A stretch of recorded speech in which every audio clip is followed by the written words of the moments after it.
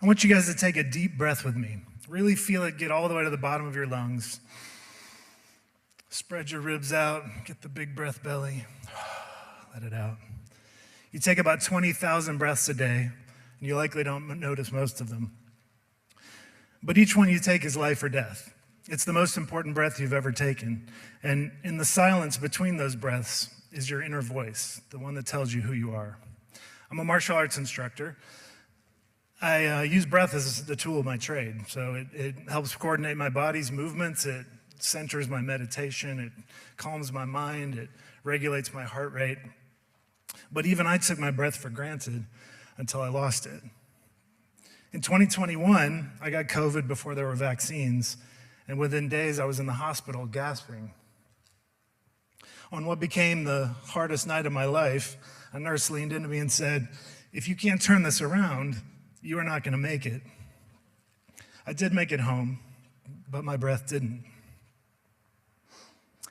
I didn't feel like myself anymore. I'm a leader and a teacher and a fighter, but I couldn't even stand up. I couldn't take a deep breath. I didn't feel at home in my own skin. My voice wasn't my own. Have you ever felt like that? Like everything in your life is where it's supposed to be, but you don't fit in anymore? Tens of millions of Americans say they feel depressed, stressed, anxious. A pain not only in their body, but a voice in their head that says, "You're not who you used to be. You're not who you're supposed to be. You're not enough." It feels like a seeping wound. So we medicate, we analyze, we try to give ourselves time to heal. But what if the reason it takes so long is because you're not actually wounded? What if the problem is really the armor that you put on to protect yourself in the first place? So I want to tell you about a method that I use to separate wounds from armor to create lasting transformation and healing. The first step is you have to honor the version of yourself that put that armor on in the first place. It worked, you survived. But you grew and you learned and you healed, and it doesn't fit anymore. And so now you have to challenge that person. You have to show them that you've grown and you don't need that armor anymore. Thank you very much. And then once you've proven yourself, you're going to release that armor with gratitude for protection, lovingly given, but no longer needed. I didn't learn this from a book or from a class. I learned this out in the wild. First, backpacking in the wilderness, and second, in the wilderness of my own subconscious during ayahuasca journeys. There's a lot of different ways to identify this armor and encounter your deeper self. Prayer, meditation, fasting, pilgrimage, odyssey, all these things can get you there. I picked backpacking and ayahuasca because when I was ready to be tested, those were the gauntlets that stood up. When I was 21 years old, I thru-hiked the Appalachian Trail. It's a backpacking trail that goes 2,168 miles from Georgia to Maine. Thru-hiking, it means to do it all at once. Back in the day, when I did it, about 10% of the people who tried it were successful. What I didn't tell any of the other hikers at the time, or even include in the first version of the book that I wrote about it, was that twice in the years just before that, I'd been hospitalized, almost bleeding to death from ulcers. There was this identity that was trying to grow up in my head that said, you're sickly and your body's trying to eat itself, and you need regular hospital visits. And it really didn't fit with my 21-year-old strong karate guy with a big future and an adulthood ahead of me. So these two identities were in conflict inside of my head, and I went into the woods to figure out which one would survive. Though I didn't know how I was doing it at the time, I did honor myself, my past. I put patches of things that I cared about on my backpack, and I shaved my head to show that I was trying to make a clean break and start over, and I even put a mask in my backpack to carry along because somehow I knew that there was something underneath that I was trying to get at. And I let the challenge of the trail be the judge. Only one of these identities could survive. The challenge was day by day, mile by mile, uncertainty, struggle, sweat. But over 6.5 months in the woods, one voice started to really stand out clearly. It said, "You're capable, you endure, you're a leader."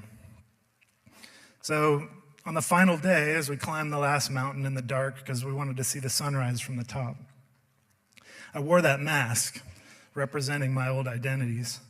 And as the sun slipped over the horizon on that last day, I let it fall into my lap with all those old voices. And I felt the cold air on my new skin, and I knew exactly who I was. And the ulcers actually came back one time after that. But they didn't threaten my identity anymore. It was just a bacteria that I needed to get treated and move on.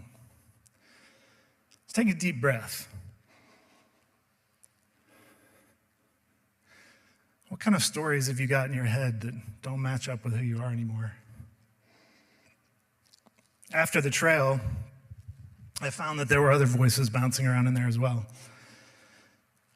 Ever since I was a little kid, there was this voice inside that said, whenever anyone gave me a compliment, I would hear this voice say, they didn't really mean that, you didn't do that good, they're just being nice to you. This voice of unworthiness was relentless. And as a guy who had finished hiking the Appalachian Trail and then went on to run businesses and do all the different accomplishments of my 20s and 30s, it just didn't make sense. But no matter what I accomplished, this voice just wouldn't let go. So this time, my test was ayahuasca. If you don't know what ayahuasca is, it's a South American plant medicine that causes vivid hallucinations that will bring you directly into contact with your inner self under the right settings. So through these visions, I was able to go back in my mind and see this young boy in a classroom, right in the middle of his adolescent depression, be told by a teacher, you don't belong in this classroom, you don't deserve to be in this school. And I watched this kid put the armor of unworthiness over himself in that day. And as I saw that what he did was actually an act of bravery, I was able to see that this wasn't a wound, it was armor, and it protected us, and it protected me well. It kept me humble, it protected me from disappointment, it made my poverty make sense, and I wore it for decades. So seeing this, I had to challenge this little boy. I had to show him my life, my accomplishments, my strength. And when I'd finally convinced him I wasn't that same kid and we didn't need the armor anymore, I was able to release it and thank him for protection, lovingly given but no longer needed. And I haven't heard that voice since that day. Take a deep breath. What kind of armor might you still be wearing? So 2.5 years after COVID, I still couldn't breathe. At this point, I have a diagnosis from a doctor that I've got PTSD from my time in the hospital, which makes sense. The trauma is not damage to my lungs. It was a panic attack every time I tried to take a full breath. So now I know that ayahuasca is really good for treating PTSD, and using this model that I've learned, I decide I'm going to go back, and I'm going to test this method and honor this battle and challenge whatever was going on in the hospital and try to release its hold on my lungs. But when I got there, I found I was in for something much deeper. The problem wasn't just the hospital, it was my identity. See, I've adventured widely in my life, and it was often against the better wishes of my family and my teachers. When people love you and they lay out a path for you that they know will work for you, and you reject that and go off your own way into risk and hardship that's unnecessary in their eyes, it can be hard on them.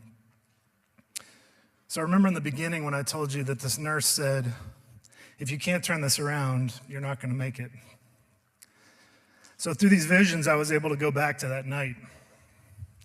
And what I saw was that about 6 hours later, there was a moment where I was pretty sure I was going to die. I could feel the virus tearing my lungs apart. All the energy I had from days in the hospital gasping and hours in this bitter battle was pretty much used up. And I cried out for mercy. And in answer came the voices of the dead.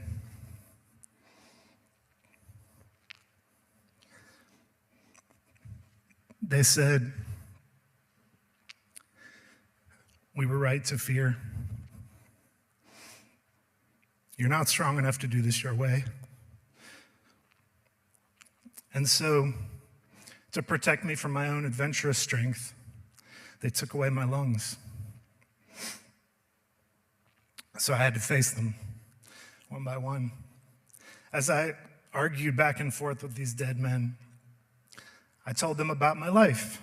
I showed them who I was, and I realized all their fears and all their doubts, they were just because they loved me. And as I challenged them and I showed them the work of my life, I could see that they couldn't let go.